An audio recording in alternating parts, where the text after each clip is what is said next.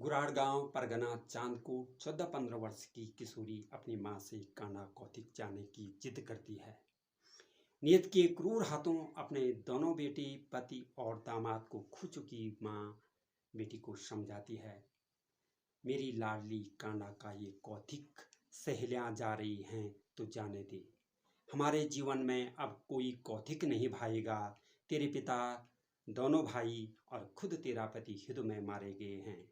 तेरे सीने में इनके हथियारों के लिए क्या कोई प्रतिशोध नहीं पनप रहा? अपने सीने में सुलग रही उस चिंगारी को धधकती ज्वाला में बदल, और जा सकती है तो कौथिग नहीं, युद्ध के मैदान में जा। अपने पति, भाइयों और पिता के हथियारों से बदला ले। जा बेटी, तूने भी वही दूध पिया है जो तेरे अंतिम सांस तक लड़ते उन भाइयों ने पिया था। आज मैं अपने दूध का कर्ज मांग रही हूँ, तो उनसे बदला ले ले। मां की शिष्यों ने बेटी का इरादा बदल दिया और सेना इकट्ठी कर खैरागढ़ के मैदान में आ डटी। शौर्य, संकल्प और साहस की ये अद्वितीय नायिका थी तिलोत्तमा, जो इतिहास में तीरू रौतेली के नाम से जानी जाती है। नमस्कार, गढ़वाल के अंचल में आज हम जिक्र करते हैं प्रतिशोध की धधकती ज्वाला सीने में समाई उस घायल सिंहनी की, जिसने मात्र 14-15 वर्ष की उम्र में 17वीं सदी के पूर्वार्ध में कत्यूरी विनाश का डंका बजा दिया था। कहानी की पटकथा प्रारंभ होती है जब कत्यूरों के भग्नावशेष पर कुमाऊं में चंद और गढ़वाल में पंवार वंश पनपने लगा। बिखरे कत्यूरी अपने अस्तित्व को बचाने की जद में खैरागढ़ पर अधिकार जमाने में कामयाब रहे, तो गढ़वाल नरेश मान शाह ने भूप सिंह गोरला को युद्ध की जिम्मेदारी सौंप चांदपुर गढ़ी लौट आए। आशातीत सफलता से प्रसन्न मान शाह ने भूप सिंह गोरला को खाटली और गड़ू पट्टियों के 42 गांव थोकदारी में दी। 8 अगस्त 1661 को भूप सिंह गोरला के घर जन्मी तिलोत्तमा ने अपने अप्रतिम साहस, शौर्य और संकल्प से कालजयी इतिहास लिखा। मात्र 15 वर्ष की बाली उम्र में पिता, भाई भुक्तो और पथ्या सहित मंगेतर भूदान सिंह पट्टी इड़ा गांववासी भवानी सिंह को सराई खेत युद्ध में खो चुकी तिलोत्तमा को उसकी मां की शिष्यों ने बेचैन कर दिया। सोती जागती तिलोत्तमा की आंखों में पिता, पति और भाइयों की हत्यारे के चेहरे नाचते रहे। सीने में प्रतिशोध की धधकती आग से तिलोत्तमा ने कत्यूरों के इरादे और राज दोनों को भस्म कर दिया। तिलू ने उनियाल, डंगवाल, असवाल, गोला, सजवाण, खूंटी, बंगारी, जसतोड़, खंदारी, खूंसाल, छत्रियों तथा ढोंडियाल, पोखरियाल, ध्यानी, बोडाई, जोशी, भदोला तथा सुंदरियाल ब्राह्मण कुमारों को एकत्रित कर उन्हें कठोर प्रशिक्षण दिया।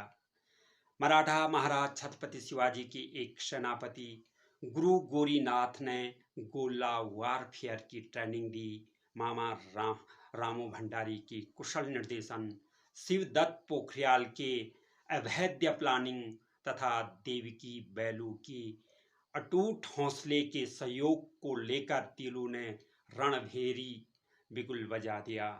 अपने अद्वितीय साहस, संकल्प और शौर्य से तिलू ने 13 किले यथा खैरागढ़, टिकोलीगढ़, इंदियाकोट, भोखल, उमरागढ़ी, सल्ट, मसीगढ़, सरायखेत, उफरई खाल, कालिंका खाल, दुर्मेलगढ़, भागलगढ़ और चौकुठिया जीत ली। सर्वप्रथम खैरागढ़ मुक्त किया गया। खैरागढ़ युद्ध में तिलू ने 2 मोती, खड़को, रोत और उजड़ी बोड़ा को खो दिया। तभी समाचार मिला कि कत्यूरी टिकोला खाल बढ़ाए हैं। चतुरसेनी ने फौरन कूच किया, करारा जवाब दिया। कत्यूरी लड़खड़ाते हुए भाग निकले। कहते हैं कि टिकोलीगढ़ में तिलू रौतेली ने जिस बांज वृक्ष को ओट बना करके गोली दागी थी, उस बांज वृक्ष का तना यानी कि मूना आज भी शेष है। इसे गोली बांज कहते हैं और स्थानीय लोग आज भी इसकी पूजा करते हैं। विजयी शेरनी मौन इंडिया कोट पहुंची, जहां गढ़ सेना ने कत्यूरियों को छिन्न भिन्न कर दिया। उत्साह से अभिभूत तिलू ने अपने इष्ट देवी के सम्मान में यहाँ मोना देवी मंदिर स्थापित किया और उमटागढ़ पर धावा बोल दिया। ये युद्ध जवारू यानी कि खूंटी नेगी के शौर्य के लिए याद रहेगा। उमटागढ़ भेद कर तिलू ने यहाँ बूंगी देवी मंदिर स्थापित किया और सल्ट क्षेत्र की से कत्यूरियों को खदेड़ते हुए सल्ट महादेव की पूजा की। सल्ट महादेव में पूजा का अधिकार संतू उनियाल को सौंप दिया। अपने में अपार उत्साह समेटे तिलू रोतिली ने मिलन मौन कूच किया। गढ़सेना ने यहाँ भी कत्यूरों के पांव उखाड़ दिए, पर इस युद्ध में तिलू के ताज के 2 नग बेलू और देवकी हमेशा के लिए खो गए। मिलन युद्ध में बेलू देवकी के साथ 2 सुरमा और छाए रहे, शिबू पोखरियाल और कनखू डंगवाल। गढ़सेना का उत्साह चरम पर था। इसी बीच ज्योंद्यांशु पर कत्यूरी कब्जे की खबर मिली। तिलू ने बिना समय गंवाए हमला कर दिया। घबराए कत्यूरी संधि प्रस्ताव लेकर के हथियार डाल दिए। तिलोत्तमा ने जेठा जाति के एक सरदार को गढ़पति नियुक्त किया। अपने राह के कांटों का सफाया करते तिलोत्तमा चौखटिया पहुंची। चौखटिया मानसिंह बिष्ट अर्थात मान्या को गढ़पति नियुक्त कर सीमा तय कर दिया और उपरे खाल ढोंडियाल में गणेशो बंगारी, रामू भंडारी और प्रहलाद ढोंडियाल को मुखिया नियुक्त कर तिलोत्तमा बड़ी कालिंका खाल। कालिंका खाल में भयंकर युद्ध हुआ। वीरों खाल के इस युद्ध में एक और सितारा रामू भंडारी सदा के लिए अस्त हुआ। बूंगी और पैनो इलाके से शत्रुओं को खदेड़ते तिलोत्तमा सराय खेत पहुंची तो शत्रु दल में खलबली मच गई। घायल शेरनी शत्रु दल पर टूट पड़ी। अंतोगता कतूरी खेत रहे।